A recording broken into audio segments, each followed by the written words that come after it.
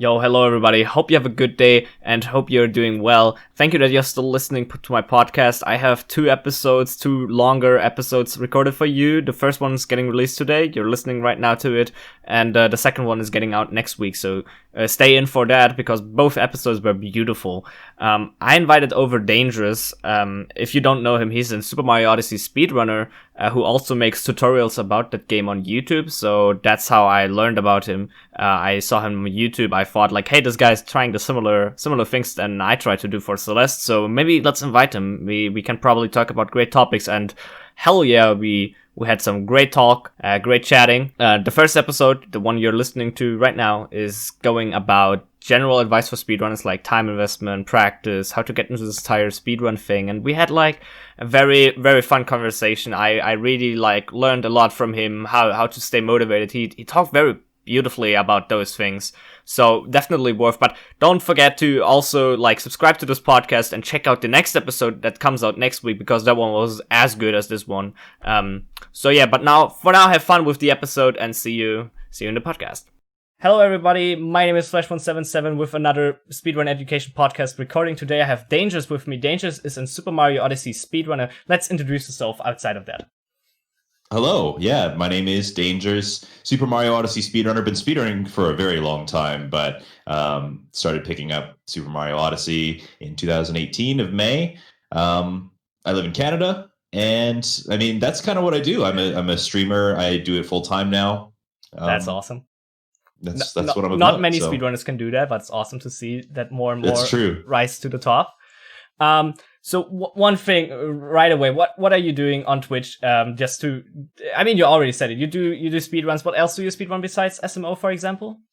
So SMO, I've kind of branded myself as the SMO speedrunning guy. There's like, if you're familiar with speedrunning, you know that there's a whole bunch of different categories. Like, yeah, you watch somebody like Cheese, for example, and he's like kind of the 120 star guy. You kind of know him for the game and the category, whereas I'm a jack of all trades kind of thing. So if I get bored with one category, I kind of move on to the next.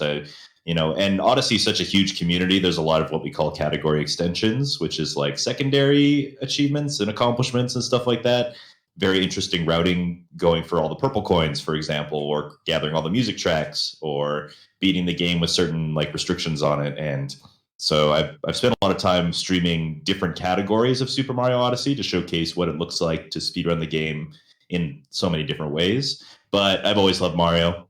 Mm-hmm. Mario's my game. I love Mario games. It's kind of the nostalgia in me. It was what started me in speedrunning with Super Mario World like ages ago. So I hope to bring some other Mario games into the stream mix as well. But it's mostly speedrunning content on my stream. Cool. We will have 2 episodes recorded today. So the next episode is talking about SMO specifically. Sorry for that little teaser right there. That was not intended. But right now in this episode, we want to talk more about speedrun and speedrun advice in general. And first of all, I saw some of your times, and I mean, you look like a top runner in SMO, and you have a world record in I think Darkest Side. And That's you have, right, yeah. For example, also a sub 5 in Super Mario Brothers, which is like quite good in my opinion. It's like still 3 seconds away from world record, which can be quite a lot in that game, but it's still a good time. So my first question right away here is how did you become so good as a speedrunner? What resources did you use, or did you just learn everything by your own? Go all about it. Oh boy. Okay. So I feel like there's a lot to unpack with a question like that. It's a pretty loaded question, and I like that. So I think it starts again. Mario is very nostalgic for me. So I think it has to do with the type of game. I think speedrunners should pick, like, I get a question a lot where people ask me like, oh, what game should I start with speedrunning? And I think the best answer to that question is just the game that you like the most. Yeah. Because you can speedrun anything, right? You can speedrun Pokemon, you can speedrun Zelda, you can speedrun, Dark Souls, you can speedrun Mario, you can speedrun, text like adventure games if you really wanted. The possibilities are endless, and it doesn't even need to be like you could start a YouTube or like a YouTube channel or a Twitch channel speedrunning like real life stuff if you wanted. Like that's where speed cubing comes from, right? Like speed cubers were the OG speedrunners before we started like developing it into video games, right? So I think that the first thing that you need to decide is that you want to pick a game that you enjoy. So for me, I started with Super Mario World, and I started with Super Mario World ages ago, and it was a very natural response. I picked it up. I had this file from when I was a kid that had 95 stars on it, which is one short. If you don't know Super Mario World, 96 exits in the game. I had 95. So it had stayed that way all through my childhood, and I didn't know what it was about. So it was about 2009 where I picked it up and I started playing it again, and I was like, we're going to find that last exit. And it ended up being one of the really dumb ones in Star World where there's like 2 exits for every level. But I think it was Star World 3 where you just have to like literally run from like this side of the screen to the next, and it's just like the gold tape is there. And I missed that one because I had the secret. But anyways, as I was playing through that game again, I was realizing, hey, you know, this is like, if you followed this path like this, you could probably get to the end of this game really fast. Mm-hmm. And so I booted it up from the start, and then I just like beat the game following the path. And I was like, that didn't take long at all. I beat it in one sitting. That's pretty cool. You know what I mean? Yeah. And then the next time I was like, how fast was that though? So I got a timer out and I did it again. And that, like, I don't mean to sound like a hipster, but like I was into speedrunning before it was even a concept. You know what I mean? Like, that's kind of what it feels like. And I tried to look for resources. This is 2009, by the way. I tried to look for resources. I tried to like find communities for this kind of stuff, and there wasn't really anything. The only thing that existed was Speed Demos Archive. And Speed Demos Archive, kind of like the OG leaderboards of yesterday. And there wasn't really streaming going on back then, just Justin TV. So I had a little bit of that going on, but it wasn't really anything like huge. Like when I came back to speedrunning in Super Mario Odyssey in 2018, I realized that the community had blown up into this thing, and now there's these multi-million-dollar like fundraising events hosted by GDQ, and like it's a more of an established thing, and there's like hundreds of like tens of thousands, hundreds of thousands of people, maybe even like associated with it, doing it for themselves. So I think that, yeah, the main thing is that you have to enjoy it. And that's what keeps bringing me back to it, right? Mm-hmm. You know, 11 years later, you got to enjoy the game that you're playing. You got to be in love with the concept of, you know, being the best at your game, because that's what it is at the end of the day. Like sometimes speedrunning gets a bad rep.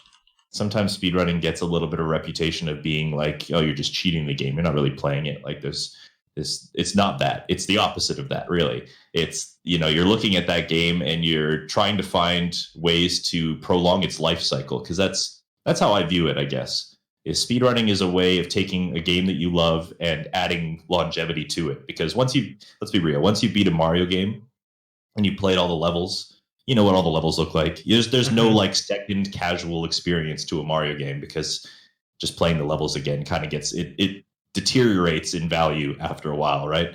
Whereas if you're speedrunning, you're actually adding achievement, you're adding purpose to the thing that you're doing. So I think that's the main driving force to why I speedrun, is because that is there. You know, you're adding your own replay value, and that in itself is very motivating, because you're like, I'm doing something that I really like doing, and I'm doing it better than I was yesterday, and it's still something that I enjoy, and I learned something new about it, so I enjoy it more. You know what I mean? And it just kind of compounds like that. Yeah. And in the case of Mario games, I think I just have a knack for Mario games because of the nostalgia, because I've been playing them since I was like 2 years old. You know, it's just like, it's so ingrained into me to understand how platforming games work that it just kind of came naturally to play them a lot and get better at them as a result of that. So, and Mario's kind of my genre. You mentioned that I do Odyssey, but I also do Super Mario Brothers. And I think that the reason I was able to seamlessly transition is because I have been doing 2D and 3D for quite a while now. So, you know, kind of just flows. It's kind of my thing. If you were asked me to speedrun a game like Zelda, I'd probably be a lot more clumsy with it, because, you know, usually the controller layouts are different, like what the buttons do, and the controls and stuff are very different, and what those games accomplish as far as their glitches and how they're broken down and stuff, it would take, you know, a little bit of a mental restart to get on that. But, you know, I think the driving force is still there, and I could probably pull it off, but it would take me a bit longer. Cool. Yep. that was a story. I want to say that you started like before speedrunning even became a thing. It's like speedrunning is still so incredibly new, but it has been blowing up so much, and like it's true. Even people who for example don't know speedruns know at least what HDQ is, and that like fundraising marathon thingy. Like so many people who have no idea about this video game speedrunning stuff know about GDQ. It has definitely helped a lot with getting it out to the publicity.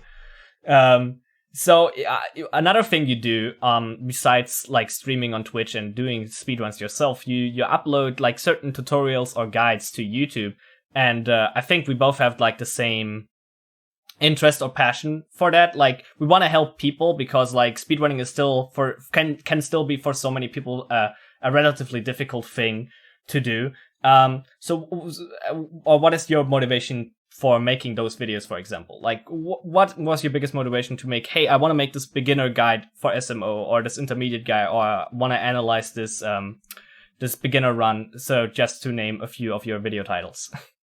Right. I think that you do understand this fundamentally. I think that it comes from the same mindset where, you know, being kind of involved in a community makes you want to give it back to it, I think. Mm-hmm. And I was very impressed when I came back to speedrunning with Super Mario Odyssey in 2018 because there was such an involvement in it. I was very impressed with how Odyssey's community was such an overreaching thing. And you know, like you look at the Discord, for example, and there's like tens of thousands of people who are coming in there and they're looking at this game as something that they can do themselves, right? They like, I have a Switch, I have a Super Mario Odyssey game cartridge. I can whip it up right now and I can start playing and I can maybe do something that I've seen on Twitch TV or something like that, right? And the resources available for Odyssey far outreach like other communities in terms of like accessibility. Like, so, you know, you can find resources for just about any game, but Super Mario Odyssey seems to have like one community that just like goes all in with trying to help everybody else out. And it's very inspiring, very inspiring. So I wanted to kind of get in on that myself, I guess, a little bit. I wanted to give back because I had taken from that resource. I felt like it was only the natural kind of course to go through. And I've been told that I have kind of a way of explaining things that makes sense to people. I've been told that I have an articulation, a way of like, you know, getting my point across that other people seem to kind of latch onto and really understand. And it almost felt like I was doing everybody a disservice by not doing something like this with, you know, the reputation that I've built up as a Twitch streamer, you know what I mean? So I think that was the driving force behind doing like tutorial kind of stuff, is the fact that all of these things have kind of combined together. It just feels like the natural thing to do at this point. So yeah, beautiful. One thing I would like to just talk about, I don't know how much you have done it yourself, but there, for every speedrun or for every semi-popular speedrun, there is at least like one tutorial of the basic route or of a beginner-friendly route, intermediate route, whatever, yada, yada, yada. And those tutorials are like great. But outside of that, there are so many more things people like are not really aware of, like mindset. How do I practice, for example, consistency? How do I practice and implement a new trick without like wasting my next month of attempts? You know, it's like kind of hard to do that, and I think like a lot of people miss out on that. And like I, for example, try to make videos on like why speedrunning is frustrating and how to help on that. And what is your take on all of that? Do you think we need like more of those tutorials in the community, and how should we approach this entire topic? Because I think you have a lot of knowledge to share on this. And yeah, I would just love to hear from you. Yeah, I think that you have a very good point. I think that, you know, for example, I am learning Super Mario Galaxy right now. And it is kind of like a restart, right? Because it's a new game. It's got new mechanics. It's a 3D Mario game, but it controls in different ways. You know, you don't have a dive anymore, which is like baffling to me. No Cappy, for example. So... But like, if you go into the resources for Super Mario Galaxy, they have a very comprehensive guide. Like, it's been typed up, it's in a Google document, it's like hundreds of pages long, basically like walking you through the entire game word for word. But if you follow along with it just as it is, you're not going to get anywhere with it. And that's like, it's absolutely good for somebody who understands the fundamentals, who understands like second nature, how the controls work. But for somebody coming in brand new, looking at this guide, they just see an instruction manual, but they don't actually have the tools to be able to put together the instruction manual. And I think that is true of a lot of speed games, like Super Mario World too. A lot of the video resources there are just like, this is how you do the level fast. And then that's it. You know what I mean? Like, it doesn't really kind of walk you through, as you were saying, the steps to get there in the first place. And because you can't just go from nothing to that immediately. And I think that there is a gap there for sure. There's definitely a gap to be filled there. And I think taking people through each step of the journey is something that could be done to kind of nudge people into it a little bit more, make it a little bit more accessible. I have some, basic pointers that I give people on a regular basis about this kind of stuff. And it really just comes down to playing the game, because I think the best thing you can do as a beginner is just play the game to the point of like automation. And, it's really tempting to look above you and see all of the cool tricks that they're doing and like breaking the game and stuff like that. But then when you try to do it yourself, you get frustrated, right? Like you just kind of have to know that you take it at your own pace. And I think information about that kind of stuff. And I think that the more that idea is enforced, that you don't have to rush yourself with these kinds of things, because, it's the same as like looking at a musician, right? When you look at a musician and somebody who's very talented, maybe they're in an orchestra or something, and you see them pull out these like brilliant virtuosos on the violin, and you're like, wow, that's amazing. And then you pick up a violin and you're like, I want to do that. You're not going to be able to do it, right? Yeah. What you don't see is the thousands and thousands and thousands of hours that person has put into that, right? And the thing with music is that it's been around a lot longer than speedrunning has. So if you are a beginner into music, you can go on YouTube and you can find the resources for like basically just getting off the ground. Like, this is what the C note sounds like. You know what I mean? There needs to be more of that in speedrunning. There needs to be more of like, really just very easily nudging people into it and being like, this is what the jump button does. But if you combine the jump button with this, now you're getting somewhere. You know what I mean? Like, the game itself tells you how to use the controls, but I think that, it could be better if it was explained from somebody from a speedrunning perspective, maybe. One thing I watched some of your videos, and one thing I really liked what you said in one of your recent videos is like, people need to focus far more on consistency than the speed. Like, if something is like a lot faster for you, but you can't keep up with it consistently, then it won't do any good for your runs over for the next few runs. You need to get into that speed on like over a longer period of time. And I think that's something a lot of people, especially new people, get wrong. Like, I see so many people, I'm a Celeste speedrunner in Celeste, who get stuck on a certain time barrier because they try too hard, or they don't really understand the concept of how to practice. And it's like, when I try to explain those things, for example, I feel sometimes like, is that even worth to mention? Because for me, those things are like, super easy to understand, but for new people it's like really hard to understand, like these basics, like how to practice, how do I get good. And I think that's something people really underestimate, that it really takes a lot of time. And I think that's the biggest aspect people underestimate. Like, absolutely, you just said it, that like most speedrunners, like the only two things they need to do is like, you use the time to practice efficiently and then let the time do the rest. And most of them would be like a lot better if they just stick to that.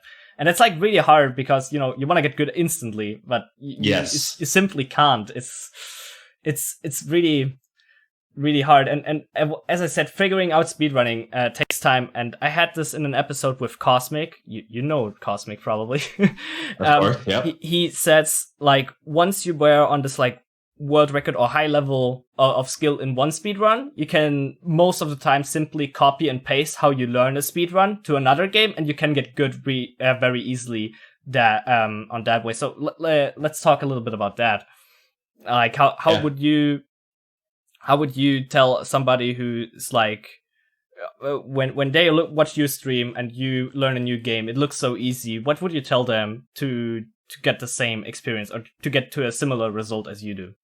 Well, it's funny. I've actually been stewing on this as a bit of like a video idea in itself because I'm going to be starting with Galaxy, right? So the idea behind it is that I'm going to kind of practice what I preach, so to speak. Like people come and ask me questions in my stream all the time about like I'm just starting out, what should I do? And I give them really general advice based on the numbers that they give me. Like I'm getting a 120. What should I do right now? Yeah. But like, you know, actually going in depth on that and like starting from the beginning with a game and coming up and kind of doing the thing. So copy and paste is a good kind of model for mentality. It still does take a little while to get used to everything that goes on in a new game. So like starting out with a new game with Galaxy, for example, what I'm doing right now is playing through. All that I've been given, I've been given that guide, like I said, but reading through the guide from start to finish is kind of like, you know, this is too much for me. So what you should do as a beginner is just like maybe use the route so you know which stars you need to collect, but then going in that order, but just playing the game how you would. Don't be afraid of being a casual, I guess. You know, you're allowed to be a casual at the beginning because you are a casual, right? You're not a professional yet. You haven't been like you know, if you're looking at somebody who's in carpentry and they're, you know, making hundreds of thousands of dollars a year being a carpenter, you can't just like hop into their shoes and like start building houses with them. Like you have to learn how to build your birdhouse first, right?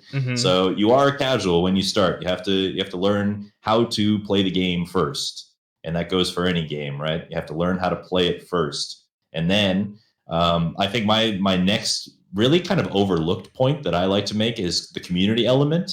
Part of the reason that I was able to get so good at Odyssey really fast is because I was involving myself in the communities of Odyssey. There were always streamers on that were streaming Odyssey. They were always doing something with Odyssey, and just involving myself with them. I know it's a lot to ask because not only are you investing so much time learning how to speedrun this game, but you're also investing more time on the side being involved in the community around that speed game. Like this is, you have to realize I'm coming from a perspective of, I guess, privilege when it comes to this because this is my job. This is what I do. So I have all the time to put into this. But this is, you know, this is my kind of layout, my instructions to how to get good, right? If you're involved in the communities, a lot of the people who are speedrunning the games will not be offended if you ask questions. They won't be offended if you go in and you're curious, because if they're anything like me, and I know they are, they're just interested in, you know, getting better themselves. And if they find that more people are passionate about that, then there's more people, more voices to bounce ideas off of, to figure things out, to solve the problems. They're all going to get better together, right? True. I think that's a really cool thing about speedrunning, by the way, just in general, is like the communities are competitive in the sense that we have a leaderboard that displays names, but we find the value in collaborating anyways, because it's more of a personal endeavor. It's you against yourself. It's not you against them. It's you against yourself to get better than yesterday, right? So so the second point for sure is that being involved in the communities around your games is probably like one of the most underrated things, because you can throw yourself at the brick wall for like, you know, weeks, months, and not understand what's going on. And you can take one step into somebody else's stream and see them do it and ask them what they're doing. Answer, problem solved. Or reverse engineer that too. Like when I was learning how to do nut clip, I was getting my timing wrong. And I just asked one of the top runners, hey, do you mind if you just come into my stream and you watch me do this trick? And they're like, oh yeah. And then like first thing that they saw, they were like, oh yeah, you're a little bit too early on that. Fixed it, done, just like that. Like being involved in the community with everybody else who's trying to do the same thing as you is like one of the most valuable things that you can do. And come back to Super Mario Brothers, actually, same thing. We were talking about Cosmic. When I was going for that sub 5, I spent like all of my free time, all of my nights in Cosmic's stream, watching him doing what he's doing. And like, you know, I branched out a little bit too. GT Ace is really good. And I went back to some of Darbian's old videos, and, you know, you've got Andrew G and all those guys. Like you do your research, I guess. It's kind of like research, right? But it's collaborative research among everybody who's doing it. So those are like the two most valuable things that you can do at the beginning, is just play the shit out of your game. I'm sorry, I'm not allowed to say that probably, but no, it's fine. It's fine. And you know, be involved in the community, be involved in what you're doing, and like everybody around you that's also doing the same thing. Yeah, like, that's where you got to start. The speedrun community in general is like very supportive. They always want new people to enjoy the game and want new people in the community, and they help out everybody. Like I never experienced someone who wasn't like wanting to help me out when I ask them something. And it's like, people, like, especially who never speedrun themselves, underestimate how huge of a community aspect a speedrun is. Like, Cosmic said one interesting thing when I recorded with him, that let's say there was one very isolated person who never talked with anybody else. They could never pull off any of the high-level speedruns in any game because one person alone could never figure out everything to be that fast. And I think that speaks a lot that you can never go that far as one person. So having a few more people who are as passionate as you are to figure out the fastest stuff is like really, really crucial to get a good speedrun actually in the first place developed before getting it executed. I mean, another great example, for example, would be Ocarina of Time, where there are like people who basically just do glitch hunters and routing, and then, you know, they research a better route for 1 or 2 months for 100%, and then ZFG analyzes and learns this route, and he pulls off a new world record. And that's the progress of that game since whenever the game came out. Like, it's kind of crazy. And God, I want to ask one thing, but I forgot it. Maybe it'll come back to you. Yeah. God, I'm out of. I forgot it. I will just move on to the next point, man. Sure. Yeah. It's like we can loop back around. Maybe. To sum it up, a community really, really, really important. Don't underestimate talking with people. You can also use Discords. Every speedrun community has a Discord now, not only in stream. And if it's not for one game, sometimes it's about a whole series. Like the Pokemon series is just one community Discord. True. Because they're very similar games. So one thing I also want to talk about, and that's like time efficiency, because I think most speedrunners, if they are not full-time, and even full-time streamers need time efficiency. How do you use your time efficiently, especially when it comes down to practice and to play, for example, longer speedruns? Like, I don't know how long Darkest Side is, but I think it's like 2 to 3 hours. That's like something not everybody. That's something not everybody can do, for example, every day. So how do you go about, for example, practicing that? How do you use your time to get like the most out of it? I think everybody could use that, and everybody could improve on that forever. Certainly, yeah. And I think that this gets kind of taken in stages because, like I said, at the beginning, like your time is most beneficial for you if you just play the game, because you still need to, you need to get to a point, you need to get to a proficiency with your game where you don't even think about the controls anymore. Like, I was doing a 12-hour challenge for Super Mario Sunshine, and 12 hours was not nearly enough to be able to grasp the concept of using the flood mechanics, and also the fact that you can like turn in the air with first person and stuff like that. Yeah, like, that's pretty tricky to use, I assume. Exactly, right? So you need to get to a level of proficiency with your game where you don't need to think about that kind of stuff anymore. And then, you know, I think that just kind of gets built up by playing the game. So if you don't have the proficiency to be able to use your controls, just play the game, just play the game, just play the game. You know, you might be able to watch some other speedrunners and you'll see them do a trick and they might say it's pretty easy, and like you feel like you have a good enough grasp on the controls to be able to do that trick, then by all means, you know, spend a little bit of time trying that. And if it works out, it works out. You know, there's plenty of like easy skips in video games, right? Or you accidentally just like jump over a wall instead of like following a path or something. Like, that stuff you shouldn't just leave out because I'm saying just play the game. Like, you're allowed to take a little bit of creative liberties in your speedruns at the beginning if they're easy to do. But then it kind of gets to a point after that.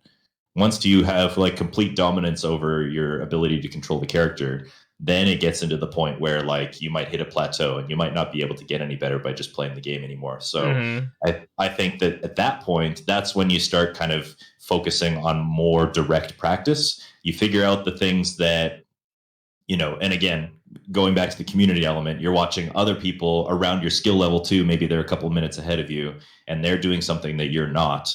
And you can see that and you can go, okay, well, maybe that's the thing that I need to do to shave off 10, 15 seconds, right? So you dedicate specific practice time to that.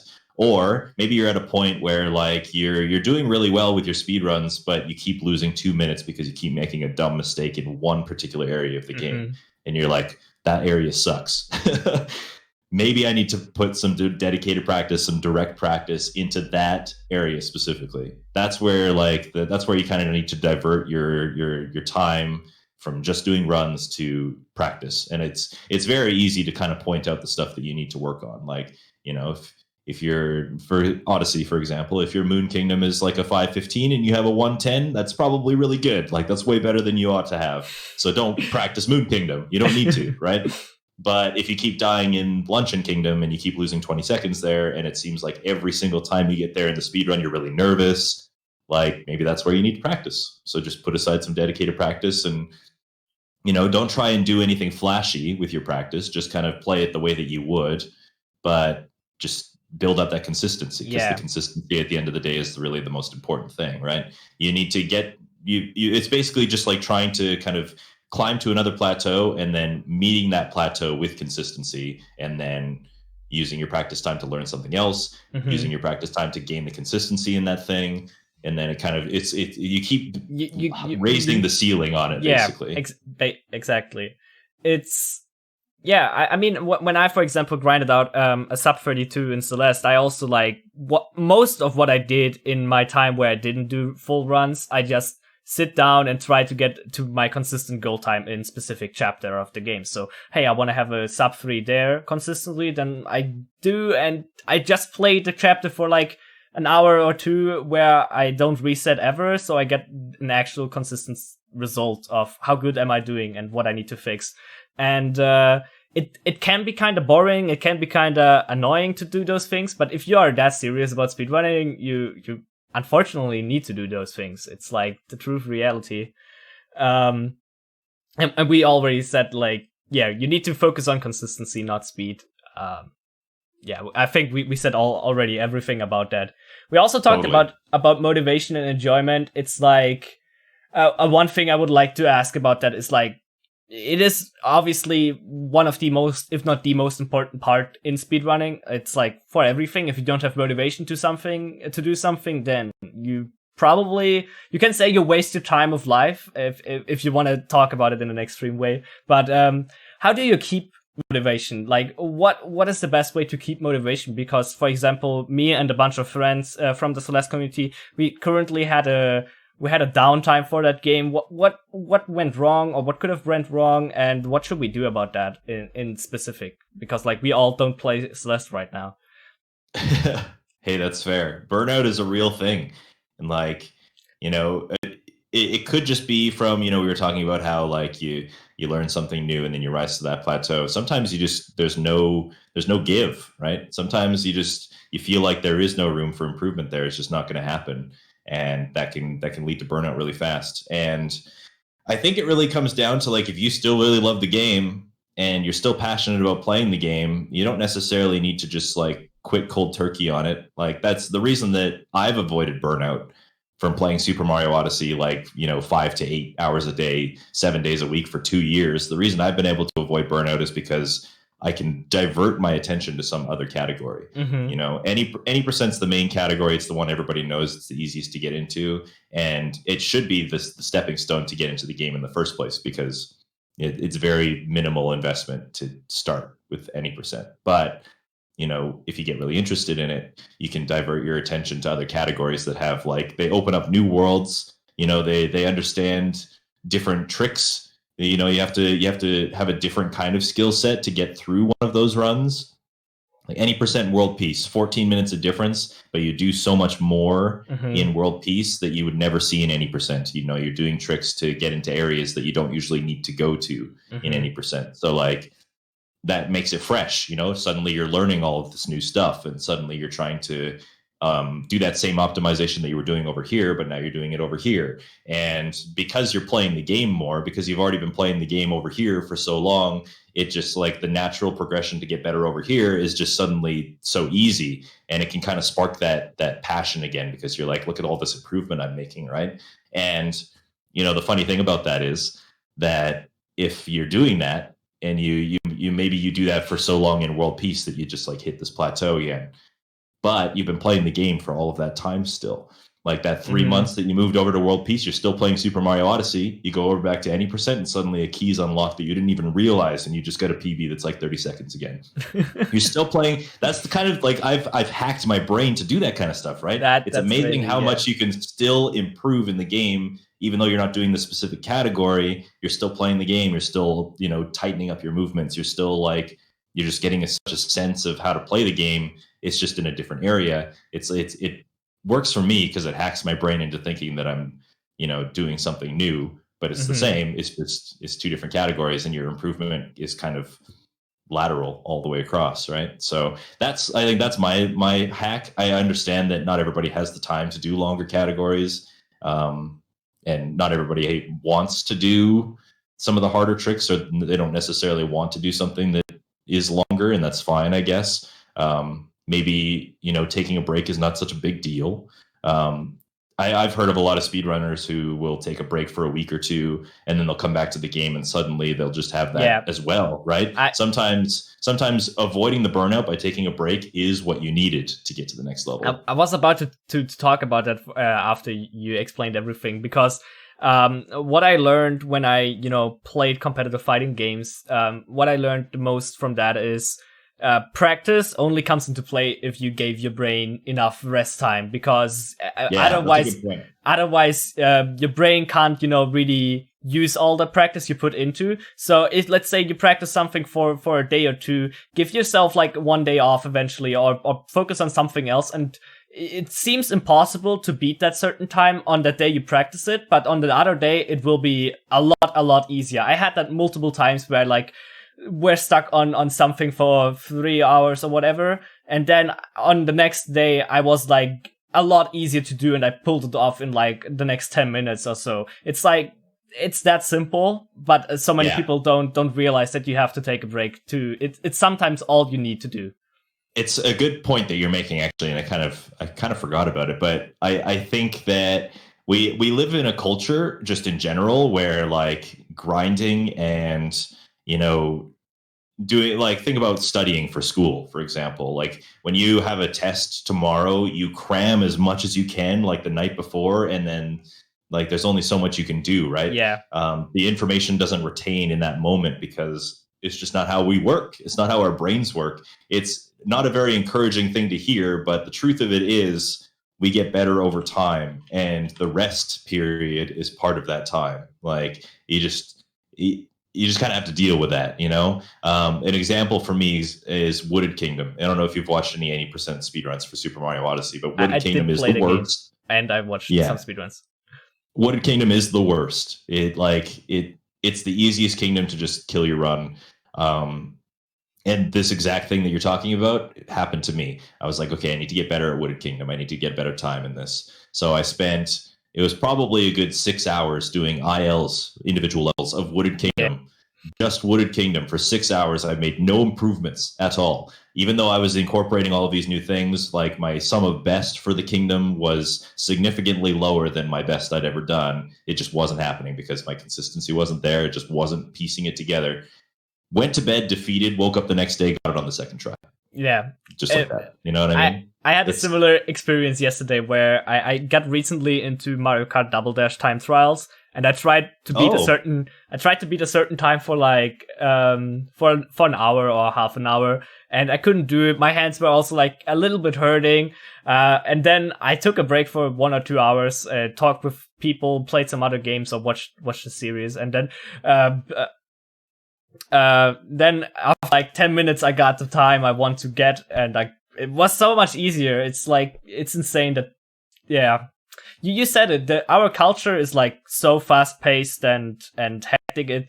I think far more people need to like take away 10 or 20 minutes out of their life to just give time for yourself and your brain. You just do nothing, maybe relax in the nature or whatever. It's like, it can be so much more helpful. And I realized that today, or the recent days. I was like, I didn't know what to do with my time, where my life was going. And then I took a little bit of time where I just, sit down, do nothing, maybe think about what I want to do today. And it helped me a lot, for example. So take your time, people. That was a little bit off topic.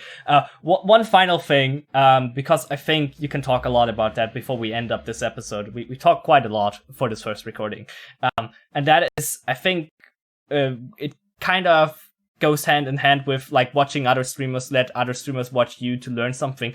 What about coaching in speedrunning? Because we talked about speedrunning is getting to a point where it becomes a proficiency, and every other professional thing has like coaching involved. Like every good athlete had a coach to get them to that point, and is the same. And like other esport titles have the same. Is the same going to happen to speedrunning? Is it even useful? Because when I think about, like, I love to help people and I love to educate people about speedrunning. I have a good friend of mine who recently started speedrunning Celeste. I've taught them everything I know. I gave them like strats they should learn next, and they had a lot of fun with that. But when I always want to help other people, I ask myself, like, speedrunning is such a, you improve on your own, you want to experience yourself. Is a coach really, going to destroy the spirit, or, I don't know, it sounds weird, but what do you think about that? I think that's a good last point for this episode. Absolutely. And I think you make a good point. Your last point saying, is it ruining the spirit?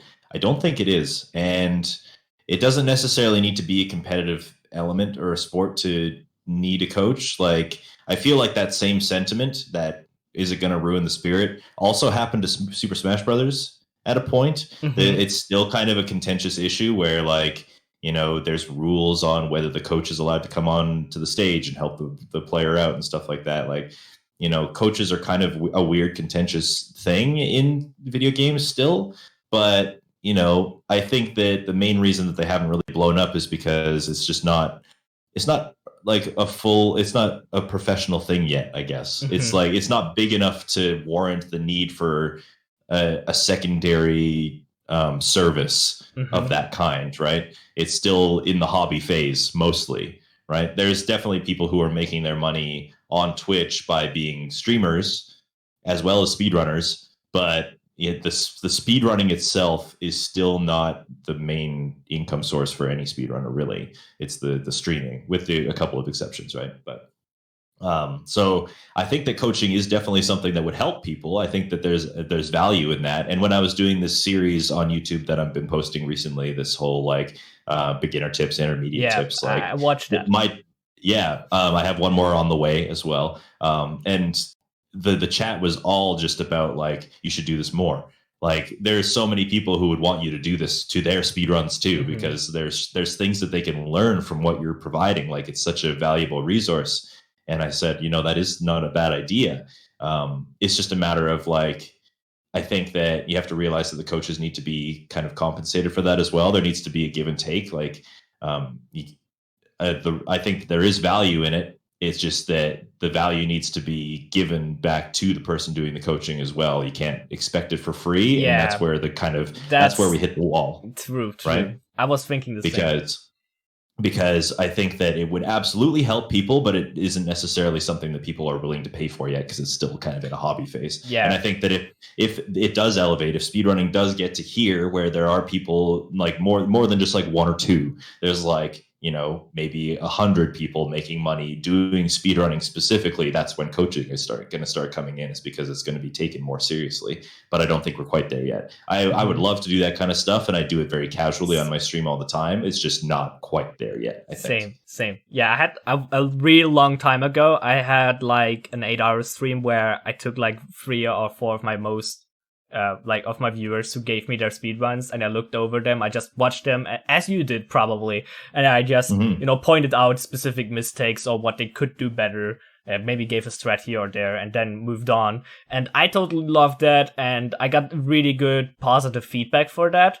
And I would love to be like full serious about that with someone if the money would come in. I wouldn't even pay that. I don't know the word. I wouldn't even want that much money, but I think it probably takes time, but it would be really cool. Like, to be honest, I'm at some point I'm thinking, what if in a few years, like few 10 or 20 years, speedrunning is getting to a point where it gets like that serious? Then like retired speedrunners, you know, they have actually a future they could choose, like being a coach. That's very true. And help people.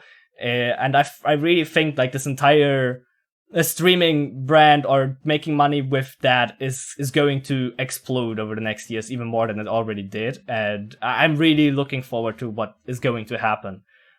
Me too. Especially speedrun wise. And I think that was a beautiful episode. We stopped now the recording. See you all for the first episode. And the next episode is coming out next week. And see you. Bye. See you later. Yo, wasn't that a beautiful first episode we had with Dangerous? As I said, don't forget to check out next week's episode where we talked primarily about Super Mario Odyssey. He talked a lot about this game, how to get into this game, how he got into this game, and I personally got more of an interest to start speedrunning this game at some point, just because of this recording. I hope you have a similar experience. But yeah, check out the episode next week. As I said, subscribe to the podcast if you don't want to miss it. I would highly appreciate it. And yeah, that's all I have to say. And thank you for listening.